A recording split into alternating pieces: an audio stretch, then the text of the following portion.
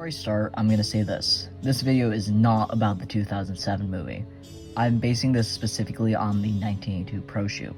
While the movie is fine and is the most well-known version of it, I feel that cuts out a lot of the unique design aspects that the original musical has, so that's why I'm choosing to use the 1982 version.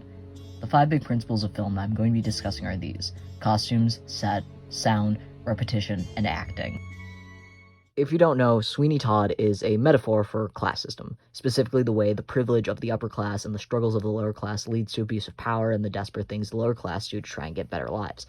More specifically, it compares industrial London to a factory where the hard work of the working class only benefits those above. Due to this and just the nature of theater, the costumes are super reflective of this. Characters like the Judge, Beetle Bamford, Joanna, or Pirelli have extremely fancy, clean, and well-put-together costumes to reflect their higher status, while characters like the rest of the ensemble and even our main characters have very dirty costumes that are made up of holy rags with smudges of soot on their faces. As stated before, Todd and Lovett start out with costumes like this. However, in Act 2, after they begin teaming up and making murder meat pies and turning a profit, we see their costumes change, becoming cleaner and more well put together, signifying their climbing up the social ladder. To convey the class system metaphor that Sweeney Todd is going on, the set resembles the inside of a massive factory. Grated windows and industrial scaffolding make up a bulk of everything on stage, with a backdrop being a painting of the skyline of 1846 London. However, the only thing that stands out from all of this is the small pie shop and barber shop that's in the middle of the stage. It's a small wooden box with different wallpaper and props on each side that's rotated to change settings. The box is the way it is not only to ensure your eye is drawn to this oddity amongst the set, but also to convey the fact that both Todd and Lovett, even though they're our main characters, are small and almost insignificant when it comes to the factory that's London.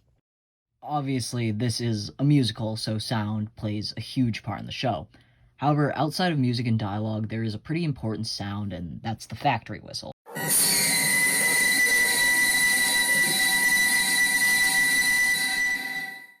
The whistle shows up a few times throughout the musical. Whenever someone dies or during important transitions, the whistle plays, further driving home the class system metaphor and the fact that London is a big factory. It's also used just to scare the crap out of the audience whenever it happens because, horror musical. Another important sound that shows up multiple times is the Dies Irae. The Dies Irae is a musical motif that represents death, and it's woven into practically every song within the show. Even if you don't know what the Dies Irae is, you've definitely heard it before, and it creates a form of priming within the musical, letting the audience know, even at a subconscious level, that death follows each of these characters, and they're either going to die or they're going to end up killing someone. This is a Sondheim musical, and if you know anything about Stephen Sondheim, you'll know he's the master of musical motifs. As previously mentioned, there's the repeated Dies Irae as well as the repeated factory whistle. However, there is musically a lot more repetition going on. Each of our main characters have a theme that repeats throughout the musical. For example, Sweeney has something that's known as the madness motif that repeats whenever he's the main focus of the scene, and Joanna and the beggar woman have quick flute music that mimics bird sounds. These themes repeat multiple times within the 3-hour run, using different instrument, tempos, or even being flipped upside down sometimes. There's also some very important repeated phrases, such as the beggar woman repeating, "Don't I know you, mister," both right when Todd comes back to London and right before he kills her. These repeated music and lines are strategically put in place for the main purpose of reminding the audience of moments earlier to drive home the tragedy that's going on, as well as how stuck these characters are in their own mindsets. This is probably the biggest reason I chose to look at the 1982 musical and not the film. Each of the performers have such a clear idea of who their characters are and what each of their motives are. For example, George Hearn's portrayal of Todd is not just a raging murderer like I've seen so many people boil him down to be. Stephen asked me that, that to show as much vulnerability. Stephen Sondheim had said, don't just, if you can, try not to get monochromatic about it and have him just raging all the time.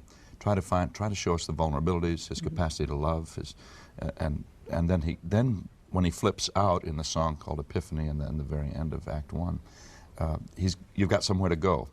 To be furious from the beginning is one note, and it won't sustain it. Miss Lovett, played by Angela Lansbury, has this extremely hyperactive yet cunning personality, always jumping into conversations or putting her 2 senses in, but using this in order to push things in her direction while still being this caring, motherly, patient woman. Each characters have a very defined personality that's only there because of the performances by the amazing cast, and they all know how to do that.